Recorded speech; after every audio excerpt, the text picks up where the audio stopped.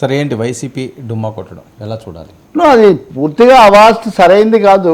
ఎందుకంటే వచ్చి ఇక్కడ మాట్లాడాలి తప్ప మాట్లాడినవారు కాబట్టి మైక్ ఇవ్వరు కాబట్టి నేను వెళ్ళి మాట్లాడినా అంటే ఇప్పుడు అది ఇంకా అలా అయితే పోరాటం ఏముంది? మీరు బయట మాట్లాడతాము, ఇక్కడికి వచ్చిన సమయం ఇవ్వరు, సమానంగా ఇవ్వాలి, మీరు జగన్ తను చెప్పిన దానికి తనే వ్యతిరేకంగా చేస్తున్నాడు. ఏమని చెప్తున్నాడు? వైసీపీ ఒక్కటే కదా ప్రతిపక్షం అక్కడ మాట్లాడగలిగింది, మాది ఒక్కటే ప్రతిపక్షం అన్నారు. మేము ఒక్కటే ప్రతిపక్షం అయినప్పుడు మీరు ఎందుకు వెళ్ళటం లేదు? ఒక్కటే ప్రతిపక్షంగా మీరు అక్కడ గొంతు వినిపించి ఉండాలి కదా, మీరు దాన్ని వదిలేసుకున్నారు. దానికి చెప్తున్న కారణం హోదా లేదు అని. నేను అది కూడా చెప్పాను, మీకు హోదా ఉన్నప్పుడు కూడా మీరు బహిష్కరించారు. కాబట్టి ఎవరు ముఖ్యమంత్రిగా ఉన్నా చంద్రబాబు నాయుడు అంత సీనియారిటీ ఉన్న ఆయన కానీ శాసనసభలో ఏం జరిగింది? ఆయన కూడా బహిష్కరించాల్సి వచ్చింది కదా చివరకు. కాబట్టి ఇక్కడ హోదా సమస్య కాదు, సైకలాజికల్గా ఆ మైండ్ సెట్లో వాళ్ళు సిద్ధంగా లేరు, ఆయన సిద్ధంగా లేడు. పోనీ ఆయన లేకపోతే నేను ఉండను, పలానా వాళ్ళు చూస్తారని చెప్పవచ్చు. అలా చెప్పడానికి కూడా ఆయన సిద్ధంగా లేరు. ఉంటే నేను ఉండాలి, లేకపోతే లేదన్నట్టుగా. ఉదాహరణకు గతసారి ఆయన పాదయాత్రకు వెళ్తే బుగ్గన రాజేంద్రనాథ్ రెడ్డో లేకపోతే ఇంకా అనేక మంది సీనియర్ ఎంపీలు ఎమ్మెల్యేలు ఉన్నారు అక్కడ, వాళ్ళకి ఇచ్చి ఉండొచ్చు సభలో. కానీ మొత్తం మానేశారు వాళ్ళు, ఇంకా ఈయన మానేశాక. కాబట్టి తప్పకుండా అది పెద్ద పొరపాటే. ఇంకా అందులో చారిత్రక తప్పిదం అంటారు చూడండి. అసెంబ్లీ బహిష్కరణ చారిత్రక రాజకీయ తప్పిదం, ఇంకా అందులో రెండో అభిప్రాయం లేదు. దీని ద్వారా నేను అది కూడా చూశాను నిన్న, ఎవరి చేతిలో ఎత్తేసారని. విజయసాయి రెడ్డి వాళ్ళ పార్లమెంటరీ పార్టీ నాయకుడు, రాజ్యసభ, ఆయన ఒక ఎక్స్లో ఒక పోస్ట్ పెట్టాడు. ఏమని? చంద్రబాబు నాయుడు సూపర్ సిక్స్లు ఇవన్నీ ఏమి అమలు చేయలేకపోయారు, చేసే ఆలోచన కూడా లేదు, ఇచ్చిన హామీలు అప్పుడే పక్కన పెట్టేసి చేతులు ఎత్తేసాడు అని. జగన్మోహన్ రెడ్డి చేతులు ఎత్తేసాడు ఎందుకంటే సభకు వచ్చి ఇంక మాట్లాడేది ఏమీ లేదు అని. అంటే ఇప్పుడు చేతులు ఎవరు ఎత్తేసారో మనకు తెలియదు, కానీ ఇద్దరికి మనం చేతులు జోడించి నమస్కారం పెట్టగలం. మీరు సభలో చర్చించి దీనికి రండి తప్ప వాళ్ళు రాలేదని వీళ్ళు రాలేదని చెప్తూ ఇక్కడ ప్రతిపక్షం రాకపోవడంలో అర్థం లేదు. సరే ఒక్క సభ్యుడు ఉంటే కూడా పోట్లాడాడండి.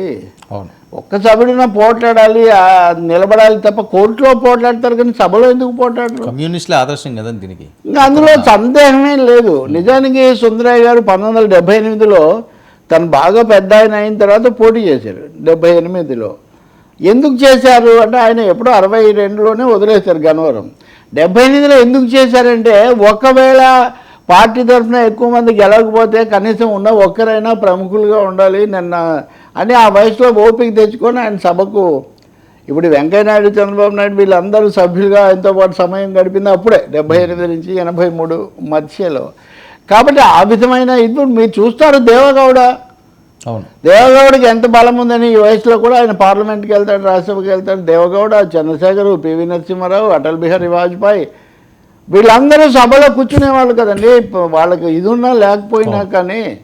కాబట్టి ఇందిరాగాంధీ కూడా ప్రతిపక్ష నాయకురాలు ఆమె కాదు, స్టీఫెన్ ప్రతిపక్ష నాయకుడు అయ్యాడు. అయినా కానీ ఆమె సభకు వెళ్తాననేవాళ్ళు.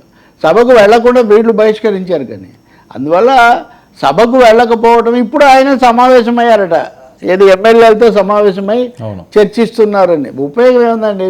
మీకు ఛానల్ ఉంది కాబట్టి, లేకపోతే మీడియా ఉంది కాబట్టి రాసుకోవచ్చు, సోషల్ మీడియాలో రాయించవచ్చు. కానీ ఏ మాట ఎక్కడ చెప్పాలో అక్కడ చెప్పకుండా తర్వాత మాట్లాడితే పెద్ద ఉపయోగం ఉంది. ఇలా మాట్లాడి మనంతా ఉన్నాం కదా బయట మాట్లాడడానికి, అక్కడ మాట్లాడడానికి కదా మీరు. సరే అంటే తప్పకుండా చారిత్రక తప్పిదమే. వాళ్ళ చైర్మన్ అన్న మండలికి వెళ్ళడానికి కారణం వాళ్ళ చైర్మన్ అన్న అనుకోవాలి కదా. అంటే అని కూడా కాదు, ప్రతిపక్ష హోదా కూడా ఉంది, చైర్మన్ కూడా మారలేదు. ఓకే, చైర్మన్లకు మనం పార్టీ ఇది చట్టబద్ధంగా ఆపాదించకూడదు. ప్రతిపక్ష హోదా ఉంది, వాళ్ళకి ఆధిక్యత ఉంది అక్కడ. అంటే ఆధిక్యత ఉంటేనే, ఆధిపత్యం అధికారం ఉంటేనే వస్తామంటే అప్పుడు ఇంకా ప్రజాస్వామ్యంలో అర్థమే లేదు కదా. ఇప్పుడు ట్రంప్ అనేవాడు ఉన్నాడు, ట్రంప్ను ఆదర్శంగా తీసుకోవాలి కదా మిగతా విషయాలు ఎలా ఉన్నా. అంటే 4 ఏళ్ల పాటు పక్క నుండి ఇన్ని కేసులు, ఇన్ని గొడవలు, ఇన్ని దాడులు అన్నీ అమెరికాలో కూడా చూసాం. మళ్ళీ that fellow return to US presidency.